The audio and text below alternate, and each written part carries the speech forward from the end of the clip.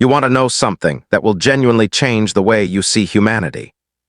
Scientists found something buried so deep inside our ancient DNA, something so old, so deliberate, that when alien researchers decoded it, the room went silent.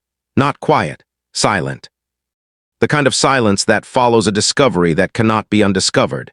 And here's the thing, humanity had already sent a warning. A formal, recorded, legally binding warning to an entire galactic council. And the galaxy laughed. They won't be laughing for long. My name doesn't matter. What matters is this story, and if you've never heard of Monster HFY, welcome. Hit that subscribe button right now. Drop a comment telling me what you think humans would do if the galaxy picked a fight, and stay with me. Because what you're about to hear is going to stick with you for a long time. Now, let's move forward into the last chapter of the galaxy's greatest mistake. The chamber was called the Hall of Voices. It sat at the center of the conclave station, a massive orbital platform the size of a small moon, positioned at the gravitational midpoint of 6 star systems. 41 species had built it together over 2 centuries. It was supposed to represent unity, the highest achievement of galactic civilization. On this particular morning, it represented something else entirely. Commander James Harlow stood at the edge of the human delegation's platform, a raised hexagonal floor that jutted out over the central void of the chamber like the prow of a ship. Below him, the chamber dropped away into open holographic space. Star maps, council sigils, the quiet hum of translation arrays working overtime. He was 43 years old, broad-shouldered. He had the kind of face that had been in the sun too long and slept too little, lined at the corners of his eyes, calm in a way that wasn't relaxed, but controlled. The difference mattered. Relaxed men made mistakes under pressure. Controlled men did not. He was Earth's Fleet Intelligence Liaison to the Galactic Conclave. That was his official title. What it actually meant was this. He was the man Earth sent when it needed someone who could sit in a room full of species that didn't like humans, absorb every insult without flinching, and still execute a mission with precision. Today's mission was simple on paper: deliver the warning. The Reach, a coalition of 7 species led by the Vreth Dominion, had been conducting what they called resource stabilization operations along the outer edge of human-controlled space. That was the political language. The real language was different. 17 human colony ships had been seized. 4 outpost stations had been destroyed. 11,240 humans were missing. Not dead, missing, which in Harlow's experience was sometimes worse. Earth had spent 8 months working through diplomatic channels. 8 months of formal complaints, arbitration requests, and evidence packets filed with the Conclave's legal division. 8 months of the Reach stonewalling, delaying, and redefining terms. Now Earth had authorized what was called a final declaration of intent. It was not a threat. Legally, it couldn't be. It was a formal notice, specific, recorded, time-stamped, and transmitted to every member of the Conclave, that if the Reach did not release all detained human civilians, cease operations within the contested corridor, and submit to independent arbitration within 30 standard days, the United Earth Defense Command would take unilateral action to recover its citizens and secure its borders. Every word had been vetted by Earth's legal division, every term defined, every deadline clear. Harlow walked to the podium. The chamber's ambient noise dropped. 41 species watched. Some leaned forward. Most leaned back with the comfortable posture of people watching a performance they didn't take seriously. He read the declaration aloud, all of it, word by word. He did not rush. He did not editorialize. He made eye contact with the Vreth lead ambassador, a tall, gray-skinned figure named Counselor Draven Voss, as he reached the final paragraph. Earth does not seek war. Earth seeks the return of its people. These terms are final. The deadline is binding. The record is permanent. The chamber was quiet for exactly 4 seconds. Then the laughter started. Not loud laughter. Diplomatic laughter, the kind expressed through posture shifts and translated murmurs, and the soft, dismissive clicks that passed for amusement among the Vreth. Draven Voss himself made a gesture that Harlow's translation array rendered as theatrical irrelevance. Harlow picked up his datapad, tucked it under his arm, and walked off the platform. He didn't look back. Behind him, the Hall of Voices was already moving on to other business. The warning had been delivered, it had been logged, and it had been ignored with the full confidence of a civilization that had never once seen humanity fight. 30 days. Harlow pulled up a private channel on his comms as he stepped into the corridor outside the chamber. One message, encrypted, from Earth Defense Command. It read, "Clock is running. Assets are in position. Whatever happens next, it's on them." He closed the message, looked up at the long corridor ahead of him, and thought about 11,000 people who were somewhere in reach space, waiting. He thought about what unilateral action actually looked like, and somewhere in the back of his mind, a number began counting down. What happened next, not even Harlow was fully prepared for. Day 12 of the 30-day window, and the Reach made their first real move. Not military, political. They called an emergency session of the conclave and submitted a counterfiling, a legal argument claiming that Earth's final declaration was itself a violation of conclave treaty law. The argument was thin, held together with procedural language and favorable interpretations, but it didn't need to be airtight. It just needed to delay. It just needed to create enough legal fog that, if Earth acted, the other 40 species would see humans as the aggressors. Harlow was sitting in the observation gallery when the counterfiling hit the chamber floor. He had a cup of coffee, real coffee, shipped from Earth, because some things mattered, and he was reading it in real time on his tablet as the Vreth ambassador presented it below. Beside him sat the only other person he'd brought to this session. Her name, or the closest human phonetics could render it, was Vale. She was a Thessari, a species from a binary star system 300 light-years from Earth. 4'9", covered in pale scales that shifted color with her emotional state, and possessed of 6 eyes arranged in a semicircle across her upper face. Her current coloring was a flat, steady gray, her equivalent of professional neutrality. She was a conclave-appointed tactical analyst, assigned to Harlow's delegation as a liaison 3 months ago. The assignment had been political. The Thessari were nominally neutral, and having one attached to the human delegation was meant to make Earth look less isolated. What the conclave hadn't anticipated was that Vale was extraordinarily good at her job, had no patience for dishonesty, and had developed what she described as a useful working tolerance for humans. She read the counterfiling alongside him without speaking. Then she said in her flat, precise way, "This argument is legally incorrect in 4 distinct places." "I know," Harlow said. "It will be supported by at least 12 conclave members anyway." "I know that too. Your species finds this frustrating," she said. It wasn't a question. Her scales shifted briefly toward a dull orange, her version of sympathy he'd learned. "My species finds a lot of things frustrating," Harlow said. "We do it anyway." She turned her semicircle of eyes toward him. "What does Earth intend to do about this filing?" Harlow took a slow sip of his coffee. "Nothing." She blinked, all 6 eyes sequentially. That meant genuine surprise. "Nothing. The filing doesn't change the deadline. It doesn't release our civilians." "It's noise." He set the cup down. "We're not here to win a legal argument, Vale. We're here because the law already failed. We documented that. We gave them 30 days. The clock doesn't care about their counterfiling." She was quiet for a moment. Then, "Your command has already decided." It wasn't a question either. "My command," Harlow said carefully, "is ready." He didn't say more than that. He didn't need to. On day 19, the Reach made their second move. This one was not political.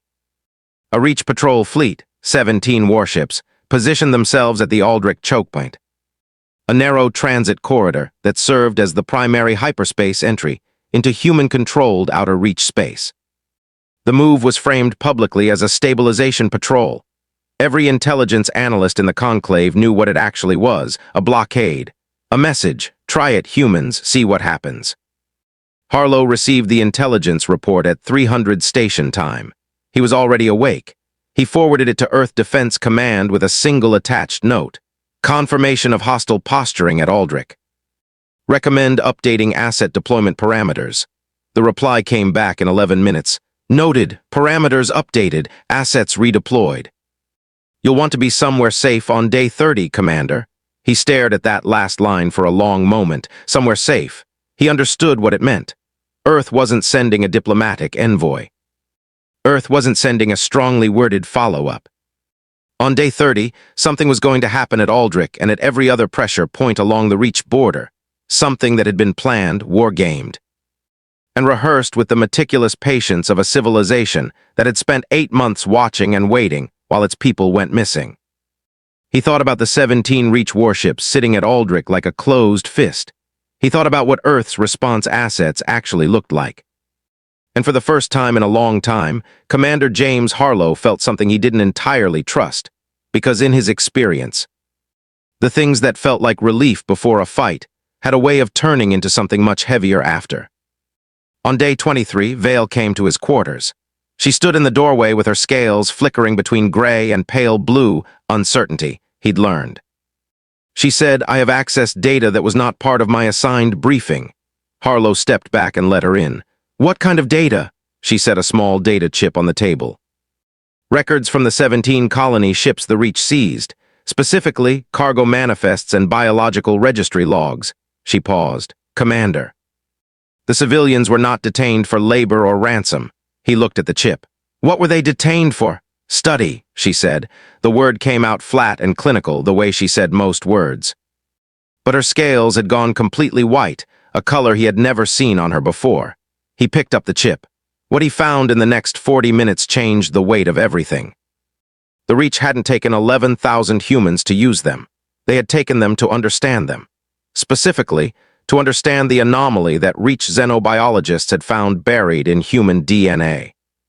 A sequence so ancient it predated human civilization by hundreds of thousands of years. A sequence that didn't match any natural evolutionary pathway. A sequence that, according to Reach research files, appeared to be structured, deliberately encoded, like a message or a blueprint or a warning of its own. The Reach hadn't blockaded Aldrich because they wanted human space. They had done it because they were afraid of what humans might become. Harlow set the data chip down. He looked at Vale.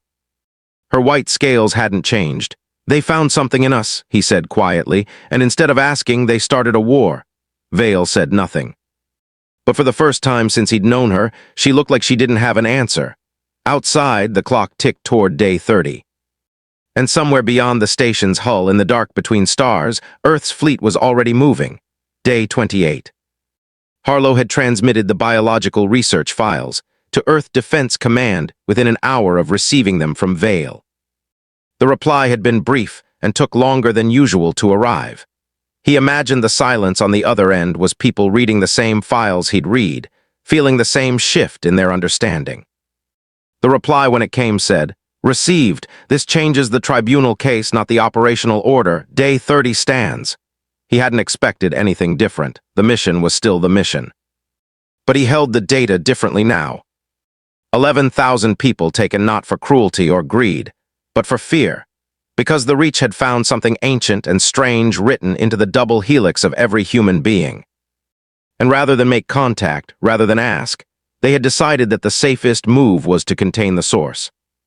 It was, Harlow thought, possibly the most human thing a non-human species had ever done. Vale spent the next 2 days in the station's research archive. She said nothing about what she was looking for.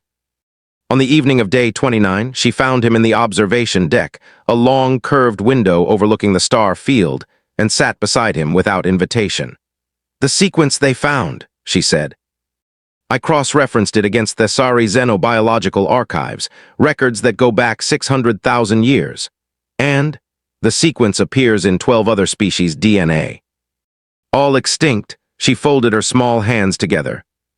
All of them were classified by ancient conclave records as she paused, searching for the translation, species of escalating potential, meaning species that, given time, would become dominant forces in the galaxy. Harlow turned to look at her. "And all 12 are extinct?" "Yes, because they were contained." "Yes." Her scales ran briefly through a full spectrum grief, he decided. "The Reach did not invent this policy, Commander. They inherited it. Someone, something, began removing these species long before the conclave existed. And the Reach found the pattern and decided to continue it before you could grow further. The stars outside were very still, very distant. "How long have humans had this sequence?" he asked. "Based on dating estimates in the Reach research files, at minimum 300,000 years, possibly longer." 300,000 years, long before agriculture, long before cities. Long before anyone looked up at the stars and thought about reaching them. Whatever was written into human DNA had been there before humanity understood what DNA was. Harlow felt something that was not fear and was not awe and was somewhere between the two. "Does it say what the sequence does?" he asked. The Reach researchers had multiple theories. None confirmed.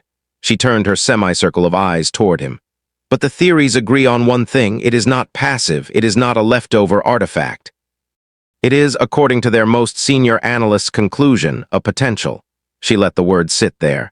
Your species has not reached it yet. That was why they wanted time to study you. They were trying to determine if it could be removed. Harlow was quiet for a long time. Then he said, "They couldn't ask us." "No, because asking would mean acknowledging what they were doing." "Yes, and acknowledging it means it goes on record." He stood.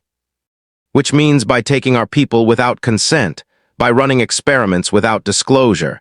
They handed us a war crimes case that every neutral species in the conclave would have to recognize." He watched that land on her. Her scales cycled slowly toward gold, the closest thing to comprehension she had. "They gave you legal standing," she said slowly. "On top of the standing we already had." He looked back out at the stars. "They were afraid of what we might become, so they started a war. And in starting that war, they guaranteed it." He almost said more, but his comms unit pinged. The message was from Earth Defense Command, time to arrive at exactly 2200 on day 29. It read, "All assets confirmed in position, final authorization transmitted. Day 30 commences at 600 station time. Commander, come home." He stared at those two words, "come home." Behind him, Vale spoke quietly. "What happens at 600? Harlow picked up his jacket. "The galaxy finds out whether it should have taken our warning seriously." He walked toward the door, stopped. Looked back at her. "Vale, you should move to the neutral delegation's secure quarters tonight." She didn't ask why. She had 6 eyes, an archive of 600,000 years of galactic history, and more than enough intelligence to understand that what was coming in the next few hours was going to be loud. She just nodded, and Harlow walked out into the station's corridor, heading for the human delegation's command post, thinking about 600, about the Reach fleet at Aldrich, about 17 missing colony ships, and about something written in ancient human DNA that no one had asked to be there, and that no one, it turned out, had asked to be afraid of. The clock hit midnight, 6 hours, 600 arrived without announcement. Harlow was in the delegation command post, a reinforced room deep in the station's human quarter, with 2 of his staff and a direct encrypted link to Earth Defense Command. He had a cold cup of coffee, a tablet showing 4 simultaneous feeds, and the particular quality of stillness that comes not from calm but from complete and total readiness. The first feed showed Aldrich chokepoint. At exactly 600, a human fleet dropped out of hyperspace, not at Aldrich but behind it. 31 warships arranged in a crescent formation. Not the largest fleet Earth had ever fielded, but positioned with a precision that was almost architectural. The 17 Reach ships at Aldrich had been expecting humans to come through the chokepoint if they came at all. They had been watching the obvious entrance. They had not been watching the gravitational shadow of the asteroid belt 17 degrees off the standard transit lane. The one Earth's navigational teams had spent 4 months quietly mapping. The one that turned out to have an exploitable microcorridor that required a jump calculated to tolerances most species considered impossible. Earth's navigators had filed it under possible. They were right. The second feed showed the Reach's command frequency, intercepted and translated in real time. The first transmission from the Reach flagship at Aldrich was not an order. It was a question, 2 words repeated twice. How did they never finished it. Earth's lead warship, the UEDC Relentless, opened a broadcast channel on every conclave-monitored frequency simultaneously. A human voice, Admiral Caroline Reed, Earth Defense Command's operational lead, spoke in clear standard galactic common. "This is Admiral Reed of the United Earth Defense Command. You have been served formal notice. You chose not to act on it. We are now acting on it for you. All Reach vessels, power down weapons systems and stand by for boarding and inspection." Any vessel that fires will be treated as a hostile combatant. You have 3 minutes. 3 minutes. Harlow watched the feed. The Reach ships at Aldrich did not power down. They broke formation, fast, reactive, not panicked yet but close, and began moving to engage. What they hit was not what they expected. Earth had not sent its 31 ships in alone. Tucked behind the asteroid belt's gravitational shadow, waiting on a 60-second delay signal, were 12 autonomous drone platforms, thin, cheap, fast, and carrying enough electronic warfare payload to completely blind a warship's targeting arrays for 4 minutes. Not destroy them, blind them. 4 minutes of blindness, it turned out, was enough. The Relentless and 4 escort ships moved through the Reach formation with a precision that looked, from the outside, less like combat and more like surgery. Boarding teams launched before the Reach ships could reorient. Human boarding parties were inside 3 Reach vessels before a single shot was fired. The one shot that was fired from a Reach patrol frigate that got its targeting back online 20 seconds early missed the Relentless by 400 meters and impacted an empty drone platform. Harlow watched this from a distance of several hundred light-years, via real-time relay, and felt the strange, cold clarity of watching something he had helped plan actually work. The third feed was the one that mattered more. It showed a location that had not been part of the public operational briefing. A Reach-controlled processing station in the Verath system, one of the stations identified in the biological research files Vale had obtained. The station where, according to Reach internal records, approximately 4,000 of the missing human civilians were being held. At 6:07, a small fleet of Earth stealth insertion ships, 6 vessels, dark hulls, running no active transponders, decelerated out of a cold coast approach, and positioned themselves around the station's docking ring. No broadcast, no warning shot, no 3-minute window. The teams were inside the station in under 4 minutes. Harlow had looked at the pre-mission briefing for this operation. The team assigned Special Operations Group 7 had a motto that was not official and was absolutely real. We find them, we bring them home. Everything else is secondary. The fourth feed was internal station security. At 6:14, Conclave Station's general alert activated. The Reach delegation was in emergency session. 14 other species delegations were watching the Aldrich broadcast on their own monitors. The Hall of Voices, which 12 days ago had dismissed Earth's warning with polite laughter, was generating the kind of noise that sounded less like diplomacy and more like a species realizing, all at once, that it had miscalculated something fundamental. Harlow's comms pinged. It was Vale, 1 message, 3 words. Is it working? He typed back. Yes. Her reply was immediate. How many ships did you send to Verath? 6. A pause. Then only 6. He almost smiled. 6 was enough. Another pause, then something he hadn't expected from her. Good. He set the comms down and looked at the feeds. Aldrich was secured. The Reach flagship had formally signaled compliance at 6:19, 17 minutes after first contact, with no significant human casualties. Verath was in progress. And somewhere in the Hall of Voices, the Conclave was waking up to the fact that humanity had moved not with anger, not with chaos, but with the calm, structured precision of a civilization that had been planning this for 8 months and had not wasted a single day of the preparation. Then at 6:23, the fourth feed from Verath cut out. Not gradually, not with interference, it cut to black instantly. And Harlow's comms unit lit up with a priority red transmission from Special Operations Group 7. He answered it. The voice on the other end was flat and controlled, the voice of someone trained to deliver bad news without falling apart. Commander Harlow, we have the civilians. 4,112 confirmed alive and secured, but we have a situation. Talk to me, Harlow said. The station has a self-destruct sequence. It was activated remotely from off-station before we got here. We have 31 minutes, and the station's docking systems are locked down.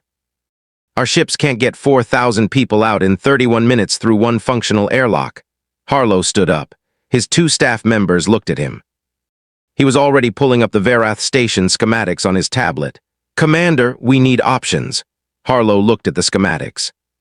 He looked at the feed showing 4,000 civilians in a station with a countdown none of them knew about yet. He thought for exactly 7 seconds. Then he started talking. The answer was the cargo bays. Verath Station had 6 cargo bays running along its lower ring, each with independent external doors designed for bulk freight loading, not personnel evacuation. The doors were rated for vacuum, the bays were large, and critically, their control systems ran on a separate circuit from the locked docking systems. The locked docking systems were the Reach's fail-safe. They hadn't thought about the cargo bays. They had been designed by engineers thinking about military assault teams, not about a species that looked at a non-standard problem and said, "Fine, we'll use the freight door." Harlow gave the order in under a minute. Special Operations Group 7 had 3 teams repurposing cargo bay loading systems into emergency evacuation corridors within 8 minutes. 23 minutes remaining. The civilians, most of them disoriented, many of them underweight, all of them operating on months of fear and uncertainty, moved with a speed that surprised even the extraction team. Humans, Harlow had always observed, had a particular quality when they understood the stakes. They did not freeze, they organized. A woman named Dr. Patricia Morse, a physician from one of the seized colony ships who had spent 4 months running an informal medical operation among the detainees, had the civilians sorted into groups and moving. Before the extraction team had finished their briefing, she looked at the team commander, a man named Captain Seth Cole, and said, "Tell me what order you need them and I'll get it done." Cole told her. She got it done. 14 minutes remaining. 3,410 civilians through the cargo bays, 602 still inside. Harlow was watching the numbers on his feed, calculating, when his comms unit lit up with a second transmission, this one from Admiral Reed aboard the Relentless. "Commander, we have a problem at Aldrich. 3 Reach dreadnoughts just dropped in from their reserve position. They weren't in the original fleet manifest. Someone had a contingency we didn't know about. Size? Each one is twice the tonnage of the Relentless. They're not engaging yet, they're broadcasting on open frequency. They want to talk, put it through." The voice that came through was not Draven Voss. It was deeper and older, and carried the specific weight of someone who had spent a long time making hard decisions. "This is Fleet Commander Ardesh of the Vreth Dominion. You have conducted an act of war against sovereign Reach assets.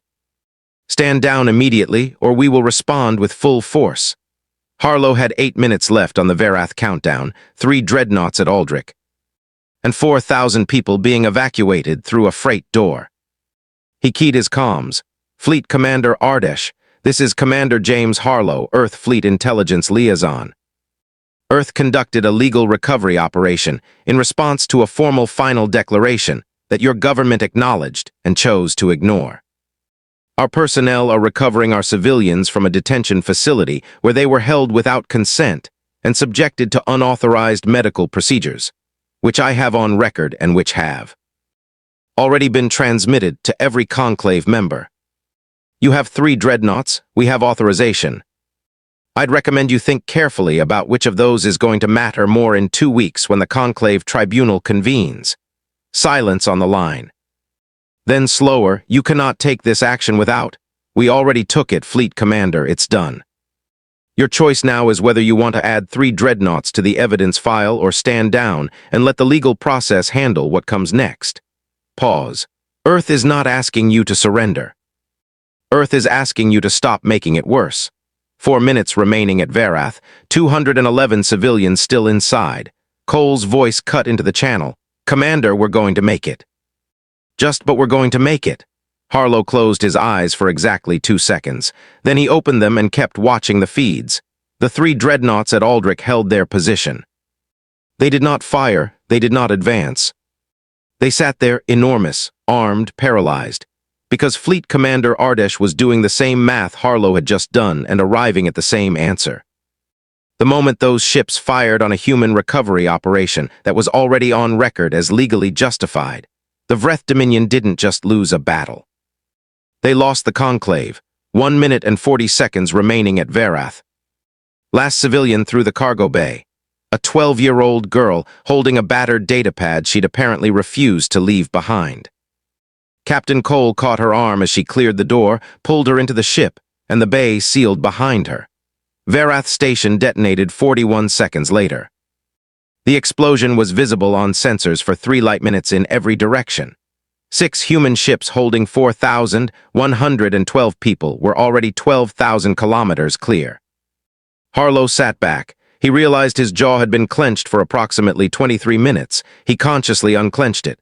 His comms unit was quiet. Then it pinged once, Admiral Reed. Varath confirmed, all civilians recovered. No fatalities, Aldrich is secured. 3 Reach dreadnoughts are standing by, non-hostile posture. Fleet Commander Ardesh is requesting formal communication with Earth Diplomatic Authority. Commander Harlow, I think you'll want to take that call. He picked up the comms. He thought about 11,000 people who had been missing. He thought about ancient DNA and 600,000 years of fear. He thought about a 12-year-old kid with a battered datapad who had refused to leave it behind in a prison that was about to explode. He thought about the warning that the galaxy had laughed at. Put him through, Harlow said. 47 days later, the Hall of Voices was full again. Different atmosphere this time. The Vreth Dominion had submitted to conclave jurisdiction within 72 hours of the Varath extraction. It had not been voluntary. It had been the choice between a tribunal and a war they had finally, belatedly, accurately assessed they would not win. Fleet Commander Ardesh, to his credit, had made the call himself. Draven Voss had been quietly removed from his diplomatic post before the week was out. The remaining 6,941 human civilians had been located across 4 other Reach-controlled facilities and recovered in operations conducted over the following 10 days. Total human casualties across the entire operation: 9 wounded, none killed. The precision of it, the planning, the patience, the execution, had been discussed in quiet, serious tones in every delegation's suite on Conclave Station. The biological research files, the ones showing what the Reach had found in human DNA, what they had feared, what they had done about that fear, had been entered into formal Conclave record. Along with the evidence of the 6 other species of escalating potential that Vale had found in the archives. The 6 who had been quietly removed from the galaxy before anyone noticed. That evidence had landed like a stone dropped into still water. The ripples were still spreading. The new Aldrich Accord, named for the chokepoint where Earth had made its first move, was ratified in the Hall of Voices on a vote of 38-3. It established formal protections for any species classified as escalating potential, created an independent xenobiological ethics board, and required full disclosure of any biological research conducted on sentient species. It also included in its preamble a specific acknowledgement, 4 sentences, written by the legal teams, approved by the Council, and spoken aloud by the Conclave's senior chair at the ratification ceremony. Harlow was in the gallery when they read it.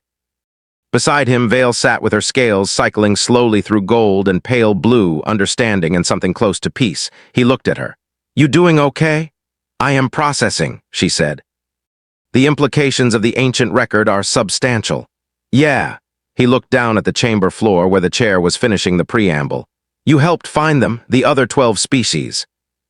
You made sure it went on record. Someone had to." She was quiet for a moment. "Your species has a phrase, the truth comes out. I did not understand it before. I believe I understand it now." Below, the conclave chair read the final lines of the preamble in formal galactic common.